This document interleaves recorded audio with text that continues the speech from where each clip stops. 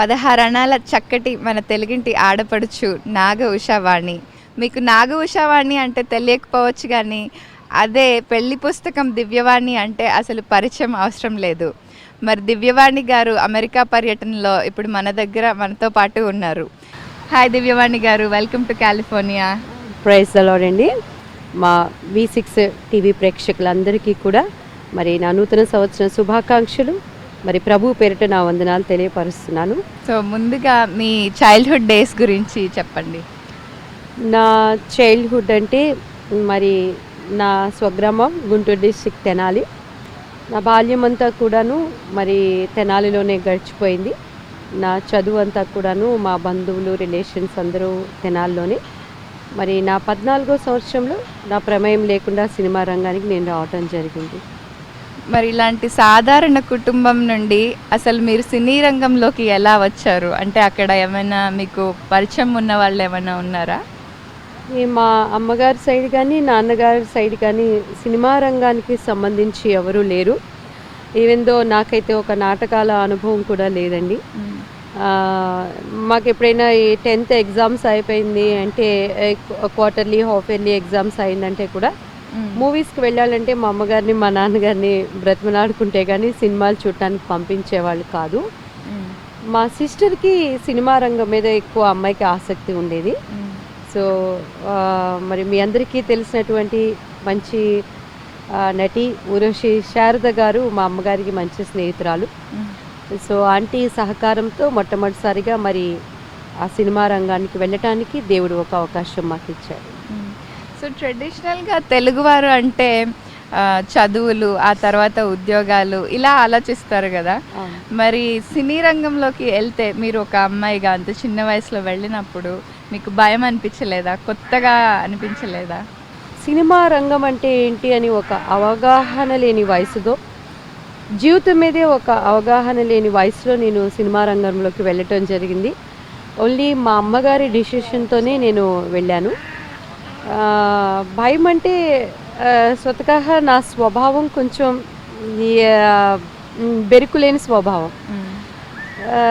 Cinema రంగం కొద్దిగా మొదట్లో కొత్త అనిపించిన బికాజ్ ఆఫ్ మా అమ్మ అక్కయ్య అన్నయ్య ఉన్నారు కాబట్టి ఆ భయం నాకు తెలియలేదు. బిఫోర్ కెమెరా నేనుంటే మరి బిహైండ్ కెమెరా అమ్మ ఉండేవాళ్ళు. సో ఎవ్రీథింగ్ వాళ్ళు టేక్ కేర్ చేసుకునేవాళ్ళు కాబట్టి నాకు ఏ శ్రమ భయం అనేది లేకుండా రావటానికి ఒక ఆస్కారం అయింది. సో మీ మొదటి సినిమా గురించి చెప్పండి. యాక్చువల్లీ నా మొదటి సినిమా అంటే నేను 10th ఎగ్జామ్స్ రాసి వచ్చిన వెంటనే నేను చేసిన సినిమా సర్దార్ కృష్ణమనాయుడు అండి. అందులో నాకు 14 సంవత్సరాలు కృష్ణ గారికి నేను డాటర్గా యాక్ట్ చేశాను. నాకు త్రూ బ్రేక్ ఇచ్చిందంటే ఇక అందరికీ తెలిసిన మన ఆంధ్ర అమలాపురం నుంచి అగ్రరాజ్యం అమెరికా వరకు కూడా ఎవరు మర్చిపోలేని మూవీ పెళ్లి పుస్తకం. మరి ఆ పెళ్లి పుస్తకంలో నాకు అవకాశం అంటే అసలు ఇక సినిమా ఇండస్ట్రీకి నేను సెట్ అవ్వనేమో, మేబీ నా మెంటాలిటీ కానీ నేను తిరిగి మళ్ళా తెనాలి వెళ్ళిపోదాం అనుకునేటువంటి సమయంలో మరి నాకు చాలా అత్యంత ప్రియులు సినిమా రంగంలో మరి బాపు గారి దగ్గర నుంచి నాకు కాల్ రావటం, బాపు రమణల గారి దగ్గర నుంచి మరి ఆ మూవీ ఒప్పుకోవటం నేను జరిగింది. సో ఆ తర్వాత మీరు ఎన్నో సినిమాలు చేశారు. మరి మీ చివరి సినిమా ఏంటి? తెలుగులో నేను చేసింది లాస్ట్ మూవీ దొంగ రాస్కెల్ విత్ శ్రీకాంత్తో చేశానండి. భరద్వాజ గారు ప్రొడ్యూసరు. ఆ మూవీ తర్వాత నేను మ్యారేజ్ అయిపోవటం, సో సినిమా రంగానికి ప్రజెంట్గా స్వస్తి చెప్పడం జరిగింది. మంచి టాప్లో ఉన్నప్పుడే ఒక్కసారిగా వెళ్ళిపోతుంది సినిమాలు వదిలేసి స్వస్తి చెప్తున్నారు అంటున్నారు కదా. మరి అలాంటప్పుడు మీ తోటి ఆర్టిస్ట్ కానీ లేకపోతే దర్శకులు కానీ నిర్మాతలు కానీ మిమ్మల్ని వద్దు దివ్యవాణి అని ఏమన్నా అన్నారా? బాధపడ్డారా? అప్పుడేంటండి ఇప్పటి వరకు కూడా అంటూనే ఉన్నారు. సో ఒక మంచి ఆర్టిస్ట్ని మేము మిస్ అయిపోయామని ఈ మధ్యకాలంలో నేను గేమ్ షోస్ అవి చేయటం కూడా జరిగింది. మాకు మంచి ఫ్యామిలీకి సన్నిహితుడు సాయి కుమార్ గారితో చాలా గేమ్ షోస్ చేసినప్పుడు కూడా సాయి గారు నాకు ఎప్పుడు చెప్తారు, మంచి ఆర్టిస్ట్ దివ్య, సినిమా ఇండస్ట్రీని నువ్వు వదిలిపెట్టద్దు, మంచి ఆర్టిస్ట్ని మేము మిస్ అయిపోతున్నాం అని చెప్పని. నాకు కూడా అంతరంగంలో ఆ ఫీలింగ్ ఉంటుంది. కానీ ఇక కొంత కుటుంబం అంటే మరి తప్పదు కాబట్టి ఐ మిస్ ఇట్. మీరు మర్చిపోలేని అనుభూతులు ఏమైనా ఉన్నాయా? చాలా ఉన్నాయండి. ఒకటే అని కాదు కానీ మరి ముఖ్యంగా బాపు రమణల గారితో కలిసి పనిచేయటం అది నా ధన్యతగా నేను భావిస్తున్నాను. నిజంగా అప్పట్లో ఈ వర్క్ అంటే ఒక డెడికేట్ మైండ్తో చేసేవాళ్ళు, అంకిత భావంతో, చాలా భయభక్తులతో. షూటింగ్ అంటే టైం కానీ, మా మేకప్ కానీ, ఈవెన్ డ్యాన్స్ ప్రాక్టీస్ చేయటం కానీ ఒక స్కూల్కి వెళ్తున్నట్టుగా చేసేవాళ్ళు. నేను ఎక్కువగా మర్చిపోలేని సంఘటన అంటే పెళ్లి పుస్తకంలో నా మొట్టమొదటి సాంగ్ ప్రతి ఒక్కరికి మరి తెలుగువారికి గుర్తుండిపోయేది శ్రీకారం చుట్టుకుంది పెళ్లి పుస్తకం. పెళ్లి పుస్తకం ఆ సాంగ్లో మన తెలుగు నేటివిటీ ఆ బుగ్గను చుక్క అది పెట్టుకునేటప్పుడు నేనేంటంటే కొంచెం ఆ కాటు కాదు అంత పెట్టి తొడుపటం ఎందుకని బ్లాక్ స్టిక్కర్ అంటించేశాను. అది బ్రేక్ టైంలో ఏం చేశానంటే అది ఇటు పక్కన అంటించాల్సింది బై మిస్టేక్ ఇటు పక్కన అంటించేశాను. సో బాపు గారు దాన్ని కూడా అబ్జర్వ్ చేసి అదేంటండి కొన్ని షాట్లో ఆ చుక్క ఇటు పక్కన ఉంది, కొన్ని షాట్లో ఇటు పక్కన ఉందని రికగ్నైజ్ చేశారు. సో కొంచెం అక్షంతలు కూడా వేసి సో దాన్ని మళ్ళీ రీషూట్ చేసాం. అలానే మరి ఒక సాంగ్ ఉంది, హాయి హాయి శ్రీరంగ సాయి అనే ఒక సాంగ్లో మరి రాజేంద్ర ప్రసాద్ కొన్ని ఆ సాంగ్కి సంబంధించిన మూమెంట్స్ని ఆయన చేసి చూపించటం, మరి దాన్ని నేను చేయటం, ఇవన్నీ కూడా స్వీట్ మెమరీస్ మర్చిపోలేని. ఇంకా అలానే మిగతా నేను చేసిన అందరి నటులు డైరెక్టర్తో కూడా ఇట్స్ ఎవరిది ఒక ఇది కూడా మూవీ కూడా నాకు మెమరబుల్. కెరీర్ మంచి పీక్ టైంలో ఉన్నప్పుడే 4 రాళ్ళు సంపాదించుకోవాలి, బాగా సెటిల్ అవ్వాలి అని జనరల్గా అంటుంటారు కదా. కానీ దానికి టోటలీ భిన్నంగా మీరు పీక్లో ఉన్నప్పుడే సినీ ఇండస్ట్రీని వదిలిపెట్టి వెళ్ళిపోయారు. ఎందుకని వెళ్ళిపోయారు? మీరు చెప్పింది నిజమే. చాలామంది ఆ టైంని ఆ వయసుని యూజ్ చేసుకుంటారు సినిమా రంగంలో. మరి మన పెద్దలు అంటారు కదండి, కళ్యాణం వచ్చిన కక్కొచ్చిన ఏది ఆగదని. కొన్ని మన ప్రమేయం లేకుండా జరిగిపోతూ ఉంటాయి. సో అలానే నా మ్యారేజ్ అనేది కూడా మరి జరిగిపోవటం, ఫ్యామిలీ లైఫ్లో సెటిల్ అయిపోవటం జరిగింది. సో దానికి నేను ఎప్పుడు కూడా ఇంతగా ఆలోచించలేదు, ఇది మిస్ అయిపోయానే అని అనుకునే విధంగా అని అనుకోలేదు. కానీ ఎక్కడో యాజ్ ఏ ఆర్టిస్ట్గా లోపల దాహం ఉంటుంది, డెఫినెట్గా ఉంటుంది. కానీ సో దానికన్నా మన పర్సనల్ లైఫ్ ఎంతో ముఖ్యం మనకి. సో దాని గురించి మరి నేను ఇప్పుడు అంత బాధపడ్డాను, కానీ అంతగా నేను కోల్పోయానని అనుకునేది లేదు. కానీ కొన్ని పరిస్థితుల ప్రభావం అలా జరిగిపోయింది. దివ్యవాణి గారు, మరి మీ పిల్లల గురించి, కుటుంబం గురించి చెప్పండి. మా వారు బిజినెస్ చేస్తూ ఉంటారండి. దేవుడు నాకు 2 బిడ్డల్ని ఇచ్చాడు. నా బాబు పేరు కిరణ్ కాంత్, నా పాప పేరు తరుణ్య. నా బాబు ఇప్పుడు సివిల్ ఇంజనీర్ 2nd ఇయర్ చేస్తున్నాడు. సో నా డాటర్ +2 చదువుతా ఉంది. మీరెందుకు ఎప్పుడు బైబిల్తో కనిపిస్తుంటారు? యాక్చువల్లీ స్వతగా నేను హిందూ బ్యాక్గ్రౌండ్ నుంచి వచ్చిన అమ్మాయినండి. మరి మా నాన్నగారి పేరు కొరపాటి ఆదినారాయణరావు చౌదరి గారు. సో అమ్మ పేరు విజయలక్ష్మి, మా అక్కయ్య పేరు హరిప్రియ, మా అన్నయ్య పేరు రవిచంద్రబాబు. సో ఇలా హిందూ సంప్రదాయమైన కుటుంబంలో నుంచి, చౌదరీస్ ఫ్యామిలీలో నుంచి నేను సినిమా రంగానికి రావటం జరిగింది. మరి మా బాబు ఆరోగ్య నిమిత్తమై కొంతమంది మరి మా అనుకున్న వాళ్ళు ఈ ఆస్తుపాస్తుల వ్యవహారాన్ని బట్టి మరి మా బాబు మీద ఈ యొక్క చేతబడులను మరి ముఖ్యంగా ప్రయోగించడం జరిగింది. సో మరి బాబు ఆరోగ్య నిమిత్తమై నేను వెళ్ళని డాక్టర్ లేడు, నేను తిరగని మాంత్రికుడు లేడు, నేను కట్టని తాయెత్తులు లేవు, నేను పెట్టని విభూతి లేదు. మరి ఆఖరికి పెళ్లి పుస్తకంలో మంచి హెయిర్ నాది, ఆ జుట్టు చూసే బాపు గారు నన్ను ఆయన హీరోయిన్గా బుక్ చేసుకోవటం జరిగింది. సో అది మరి మా బాబు ఆరోగ్య నిమిత్తమై గుండు కూడా కొట్టించుకున్నాను. సో ఎక్కడ తిరిగినా ఏం చేసినా కూడా మరి నాకు ఎక్కడ హీలింగ్ పవర్ అనేది రాలేదు. నా బాబు ఇక చనిపోవాల్సిందేలా, నేను బిడ్డలేని తల్లిని అయిపోవాల్సిందేనని నేను ఏడుస్తున్నటువంటి సమయంలో మరి మీలాగా ఒక సహోదరి నాకు యేసుక్రీస్తు వారి గురించి చెప్పటం, మొట్టమొదటిసారిగా నేను ప్రభువారి సన్నిధికి మరి నడిపించబడటం, ఆ ప్రార్థనలో ఉన్న శక్తి, మరి ఆ దేవుడు మనతో అనుక్షణము మాట్లాడటానికి, ఈ లోకంలో సమస్తాన్ని సృష్టించినటువంటి సృష్టికర్త తన నోటి మాటతో సమస్తాన్ని శూన్యంలోని చేసినటువంటి దేవుడు ఒక పరిపూర్ణమైన మానవుడిగా ఈ లోకానికి రావటం, గ్రహింపులోకి ఆ బైబిల్ చదువుతూ దేవుని వాక్కులో నేను గ్రహించుకునే కొలది మరి ఇది లేకుండా నా జీవితం లేదు. మరి సినిమా లైఫ్ అంటే ఈ పేజ్ 3 లైఫ్, గ్లామర్ లైఫ్ అంటేనే ఒక కలర్ఫుల్ లైఫ్.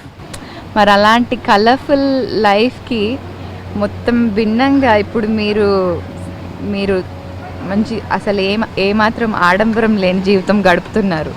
ఇదొక పెద్ద అనూహ్యమైన టర్న్ మీ జీవితంలోనే. ఈ టర్న్ మీకు ఎలాంటి ఇబ్బంది కలిగించింది? మా అమ్మగారు నన్ను పెంచిన విధానం నాకు నా క్రైస్తవ జీవితానికి చాలా సహాయపడిందండి. ఈవెన్ దో నేను షూటింగ్స్ చేసేటప్పుడు కూడా మరి మా అమ్మగారు మాకు చాలా కట్టుబాట్లుకరమైనటువంటి జీవితాన్ని మాకు అలవరిచారు. సో ఎప్పుడు కూడా మేము అక్కడ ఉన్నా కూడా ఆడంబరాలకి హంగులకి అమ్మ మాకు అవకాశం ఇచ్చేవారు కాదు. సింపుల్ లైఫ్ ఏంటో మాకు నేర్పించారు. మీరు వచ్చిన బ్యాక్గ్రౌండ్ ఏమో మొత్తం సినిమా బ్యాక్గ్రౌండ్. ఎంతోమంది ఇప్పుడు ఇవాంజలిస్ట్ ఉన్నారు, గాస్పెల్స్, క్రూసేడ్స్ నడిపిస్తుంటారు. అలా ఉన్న చోట మీరు వెళ్ళినప్పుడు ఈ సినిమా ఆవిడ ఏంటి ఇక్కడ ఎందుకు వచ్చారు అని ఎవరైనా అన్నారా? చాలా మంచి ప్రశ్న అడిగారండి. అడగటమే కాదు, మరి చాలా బాణాల లాంటి మాటలు కూడా నేను అనుభవించడానికి దేవుడు నాకు కృప చూపించాడు. ఈ మధ్యకాలంలో నేను ఒక మీటింగ్కి వెళ్ళినప్పుడైతే మరి దేవుని ఒక పెద్ద ప్రముఖ దైవజనుడు నన్ను ఇన్వైట్ చేసిన విధానం అంటే సి అంటే సిగ్గు, నీ అంటే నీతి, మా అంటే మానవత్వం లేనిది సినిమా రంగం. అటువంటి సినిమా రంగంలో నుంచి దేవుడు దివ్యవాణి గారిని పట్టుకున్నాడు. నా అమ్మగారు వచ్చి ఆమె సాక్ష్యము వాక్యము చెప్తారు అన్నప్పుడు నాకు చాలా బాధ అనిపించిందండి. నేను వెంటనే డైరెక్ట్గా అడిగాను, అయ్యా ఒక రాజకీయ నాయకుడిని నువ్వు సరిగ్గా లేవు అని అంటే నెక్స్ట్ డే మన మీటింగ్కి సంబంధించినటువంటి టెంట్ని అక్కడికి వేయటానికి వాళ్ళు ఒప్పుకుంటారా? సో పొలిటికల్ రంగంలో ఉన్న వాళ్ళని మరి క్రిస్మస్ వేడుకలకి మనము వాళ్ళని ఆహ్వానిస్తాము. అలానే ఒక సంఘంలో కానీ ఒక ప్రభు సువార్త నిమిత్తమై ఒక డాక్టర్ కానీ లేకపోతే ఒక సాఫ్ట్వేర్ రంగంలో కానీ ఉన్నవాళ్ళు ఉన్నారంటే చాలా గర్వంగా చెప్పుకుంటాం, డాక్టర్ గారు మా సంఘంలో ఉన్నారండి, మరి సాఫ్ట్వేర్ రంగంలో ఉన్న వాళ్ళు మా సంఘ పెద్దలుగా ఉన్నారండి అని చెప్పుకుంటాం. సినిమా రంగాన్ని మాత్రం ఎందుకు అలా తీసివేసి మాట్లాడుతున్నారు అని మరి వాక్యానుసారంగా నేను అడగడం జరిగిందండి. చాలామందికి సినిమా అంటే పాపమని, సినిమా రంగంలో ఉన్న వాళ్ళందరూ చెడిపోయిన వాళ్ళని, మరి సినిమా అంటే తప్పు అనేటువంటి అభిప్రాయంతో ఉన్నారు. నేను ఎప్పుడూ ఒకటి చెప్తానండి, పాపం అనేది ప్రతి చోట ఉన్నది. మన కుటుంబాలలో ఉన్నది, మన వీధులలో ఉన్నది, మన రాష్ట్రాలలో ఉన్నది, మన దేశాలలో ఉన్నది. మనం ఎక్కడైతే పవిత్ర స్థలాలు అని అనుకుంటున్నామో పాపం అక్కడ కూడా ఉంది. ఈరోజు ఒక మనిషి చెడిపోవాలి అంటే సినిమా థియేటర్ వరకు వెళ్ళక్కర్లేదండి, మన చేతిలోనే ఉన్నది సెల్ ఫోన్. మరి సెల్ ఫోన్ని మనం వాడకుండా ఉంటున్నామా? మరి సినిమా రంగంలో ఉన్నవాళ్ళు చాలా మంచి వాళ్ళు అండి, మనసున్న వాళ్ళు. కాబట్టి దేవుడు లోకమంతటికి ఆయన రక్షకుడు అని చెప్పారు, కానీ సినిమా రంగంలో ఉన్న వాళ్ళకి ఆయన దేవుడు కాదు అని, మరి పరిశుద్ధ స్థలాల్లో ఉండే వాళ్ళకి మాత్రమే ఆయన దేవుడని బైబిల్ ఎక్కడ చెప్పలేదండి. మరి మత మార్పిడిల గురించి, పాస్టర్ల మీద దాడుల గురించి మీరేమంటారు? మత మార్పిడి అంటే నేను ఎప్పుడు దీన్ని ఒప్పుకోనండి. ఆల్రెడీ నేను చాలా వాటిల్లో కూడా నేను చెప్పున్నాను. ఒక 6 నెలల పసిబిడ్డకి దాని పొట్ట నిండింది అంటే బలవంతంగా మనం పాలు తాగించలేము. ఒకవేళ తాగించినా కూడా బొగ్గల్లో పెట్టుకొని వాటిని ఊసేస్తుంది. అలాంటిది ఒక వ్యక్తిని ఈ మతం నువ్వు మార్చుకో అని చెప్పడానికి అది ఒక మనిషి వల్ల అయ్యే పని కాదు. కాబట్టి మరి ఈ మత మార్పిడి అంటే నేను ఎప్పుడు ఒప్పుకోను. ఇక దాడులు వీటికి అని అంటే దానికి సమాధానం నేను చెప్పలేనండి. క్రిస్టియానిటీ అంటేనే ఒక సౌమ్యం, సమాధానం. మరి బాపు బొమ్మగా పేరు తెచ్చుకున్న మీరు ఆ గంభీరత్వం, ఆ స్పెషల్ పర్సనాలిటీ చూపించే మీ కళ్ళు, అవన్నీ వదిలిపెట్టి సౌమ్యంగా, సమాధానంగా ఆ ప్రేమని, క్రీస్తు ప్రేమని, కరుణని, అవన్నీ మీ నిజ జీవితంలో నిజంగా ఉన్నాయా? ఈ క్వశ్చన్ మీరు నన్ను కన్నా కూడా మా వారినో, మా బాబునో, మా పాపను అడిగితే మీకు సరిగ్గా సమాధానం చెప్తారు. నా స్వభావం చాలా కోపం అండి. ఎంత కోపము అంటే అన్యాయానికి కానీ ఒక ఉన్న స్థితికి వ్యతిరేకంగా ఏదన్నా ఉన్నది అంటే దాన్ని వెంటనే నేను ఖండించే స్వభావం కలిగిన దాన్ని. మరి నాకున్న స్వభావాన్ని బట్టి మరి పెద్ద పెద్ద డైరెక్టర్ల దగ్గర పెద్ద పెద్ద హీరోలతో కూడా సినిమా అవకాశాలు నేను పోగొట్టుకున్న సందర్భాలు సినిమా రంగంలో అనేకమైనవి ఉన్నాయి.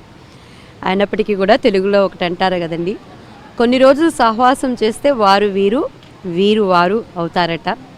మరి నా ప్రభుతో నేను సహవాసం చేయటం ఆరంభించినాక దేవుడు అన్నీ నాకు నేర్పిస్తున్నాడు, ఓర్చుకోవటానికి, సహించటానికి. ఈ మధ్యకాలంలో మా అక్కయ్య వాళ్ళ బాబు ఇచ్చిన స్టేట్మెంట్ ఏంటంటే, ఒకప్పుడు సింహంలాగా ఉండే చిన్నమ్మవి ఇప్పుడు ఏంటి చిన్నమ్మ పిల్లి పిల్లలాగా మారిపోయావు, నువ్వు అలా ఉంటేనే బాగున్నావు అని చెప్తున్నాడండి. సో కాబట్టి ఆ మొత్తాన్ని ఓర్చుకునే గుణాన్ని, మన శత్రువులను కూడా ప్రేమించడం ఎలా అనేది, వాక్యాసారమైన జీవితాన్ని ఒక్కొక్క అడుగుగా దేవుడు నాకు నేర్పిస్తున్నాడు. మరి ప్రభువుని అంగీకరించినాక కూడా అనేక మంది మరి ఆ దేవుని సేవలో ఉన్నటువంటి వాళ్ళు కొట్టే దెబ్బలను కూడా సహించుకోవటానికి, వాళ్ళ గురించి ప్రార్థించడానికి దేవుడు నాకు సహాయం చేస్తూ ఉన్నాడు. మరి మీ భవిష్యత్ ప్రణాళికలు ఏంటి? నా భవిష్యత్తు ప్రణాళిక అంటూ నేనేమీ వేసుకోవటం లేదండి. దేవుడు నన్ను ఏ మార్గాన్ని నడిపిస్తే మరి ఆ సమయాను సందర్భంగా ఆయన తీసుకువెళ్తున్న ప్రణాళికలో వెళ్తున్నాను. ఈవెంతో నేను ఇప్పుడు మరి ఈ శాన్ ఫ్రాన్సిస్కో కూడాను నేను క్రిస్మస్ ఆరాధనకని నేను వచ్చాను, కానీ మరి మన ఛానల్ ద్వారా ఈ సువార్తను ప్రకటించడానికి దేవుడు మరలా నాకు ఒక ఆపర్చునిటీ ఇస్తాడని నేను కూడా నా ప్రణాళికలో అయితే లేదు. సో ఇదే నా ప్రాక్టికల్ లైఫ్. ఎనీహో దేవుడు నాకు ఇచ్చిన దర్శనాన్ని బట్టి మరి దివ్య వెలుగు ఫౌండేషన్ అని మా మినిస్ట్రీని స్టార్ట్ చేయడం జరిగింది. మరి దివ్య వెలుగు ఫౌండేషన్ ద్వారా మరి ముఖ్యంగా ఈ రోజుల్లో ఈ మీడియా ఎంతో ఫాస్ట్గా ఉన్నటువంటి ఈ జనరేషన్లో ఈ సువార్తను ఈ టీవీ ఛానల్స్ ద్వారా మరి అనేక ఇండియా నుంచి మరి యుఎస్ఏ అనేకమైన కంట్రీస్కి వెళ్ళటానికి దేవుడు కృప చూపించాడు. రెండవదిగా దేవుడు నాకు ఇచ్చిన దర్శనాన్ని బట్టి సినిమా రంగంలో ఉన్న వాళ్ళకి ఈ వెలుగును మరి అక్కడ ఆ దేవుని యొక్క ప్రేమను అక్కడ చూపించాలని. మూడవదిగా మరి ఇన్ ఫ్యూచర్ దేవుడు దీనిని ఎలా మరి దేశాల వ్యాప్తంగా, రాష్ట్రాల వ్యాప్తంగా, ప్రపంచవ్యాప్తంగా తీసుకువెళ్తాడో మరి ఆయన చిత్తం ఏమిటి అనుదిన ప్రార్థనలో మరి కనుగొని వెళ్ళటానికి నాకైతే ఈ దివ్య వెలుగు ఫౌండేషన్ ద్వారా అనేక మంది మరి విడవబడిన వాళ్ళకి, చీకటిలో ఉన్న వాళ్ళకి ఈ ఫౌండేషన్ ద్వారా దేవుని ప్రేమను, వారి అవసరతను తీర్చాలని మరి కన్నీటితో దేవుని ప్రార్థిస్తున్నాను. దివ్యవాణి గారు, మీ అమెరికా పర్యటన ఎలా జరుగుతుంది? అసలు మీరు ఇక్కడికి వచ్చిన ముఖ్య ఉద్దేశం ఏంటి? నన్ను ఇక్కడికి క్రిస్మస్ సెలబ్రేషన్ నిమిత్తమై మన షికాగోలో ఉన్నటువంటి యూసీసీఏ టీం, దేవుడు నాకు ఏర్పరిచిన కుటుంబ సభ్యులు, వారి ఆహ్వానాన్ని బట్టి నేను ఇక్కడికి రావటం జరిగింది. దేవుడు అద్భుతంగా మరి ఆ మంచులో, ఆ వాతావరణంలో కూడా మరి దేవుని నామానికి మహిమకరంగా అనేక మంది అన్యులు, తెలుగువారు మరి ప్రభును స్తుతించడానికి, దేవుని నామాన్ని ఎత్తిపట్టడానికి అక్కడికి వచ్చారు. మరి అలాగే శాన్ ఫ్రాన్సిస్కోలో మరి ఈ టీసీసీ తరపున సహోదరులు సునీల్ గారు మరి ఆహ్వానించడం జరిగింది. మరి దేవుడు ఎక్కడికి వచ్చినా కూడా ఆయన పాత్రగా, ఆయన నామానికి మహిమకరంగా వాడుకుంటున్నాడు. అందుని బట్టి ప్రభువుని ఎంతో స్తుతిస్తున్నాను. మీ వాయిస్ చాలా బాగుంటుంది. అంటే సినిమాలు చేయకపోయినా మీరు డబ్బింగ్ చేస్తూ ఉంటారు, మీరు పాటలు కూడా పాడేవారు కదా. మరి ఇప్పుడు మా కోసం ఒక చిన్న పాట పాడగలరా? దినదినము మనము ప్రభువుకి దగ్గరగా వెళ్ళే కొలది మరి ఆ దేవుని యొక్క ప్రేమలో మనము ఐక్యపరచడానికి ప్రభు మనకి కృప చూపిస్తూ ఉంటాడు. అనేక మార్లు నేను మరి కృంగిపోయినప్పుడు, జారిపోయినప్పుడు ఈ పాత్ర నన్ను ఎంతో ఆదరించి బలపరిచింది. దినదినంబు యేసుకు దగ్గరగా చేరుతా, అనుక్షణంబు యేసుని నా మదిలో కోరుతా, నా మదిలో కోరుతా. ఎన్నడూ బాయడు నను విడువడు ఏ మాత్రము, ప్రభువే నాకు అభయము, భయ పడను నేనే మాత్రము. దినదినంబు యేసుకు దగ్గరగా చేరుతా, అనుక్షణంబు యేసుని నా మదిలో కోరుతా. మారిపోయే లోకమందు మనుజులెంతో మారినా మారునా ప్రభు యేసు ప్రేమ ఆశతోడా చేరినా. దినదినంబు దగ్గరగా చేరుతా. అనుక్షణంబు యేసుని నా మదిలో కోరుతా. దైవవాక్యం జీవవాక్యం అనుదినంబు చదువుతా. సిలువ మోసి సేవ చేయ యేసుతోనే కదులుతా. I wish you a happy new year. నువ్వు ఏ కులమైనా, ఏ మతమైనా, ఏ జాతైనా, ఏ దేశస్థుడివైనా క్రీస్తు ద్వారా మాత్రమే ఆ పరలోకానికి నువ్వు చేరగలిగేది. ఆయన నిజమైన దేవుడండి. ఆయన ఉన్న దేవుడు, అనువాడు అనే చెప్తున్నటువంటి దేవుడు, రాజులకు రాజుగా రారాజుగా త్వరగా రానినటువంటి దేవుడు. మరి ఇంతటి అవకాశాన్ని ఇచ్చినందుకు మా టీవీ ప్రేక్షకులందరికీ కూడా క్రీస్తు ప్రేమతో మరొకసారి నా వందనాలు తెలియపరచుకుంటున్నాను. Thank you. May God bless you all of you.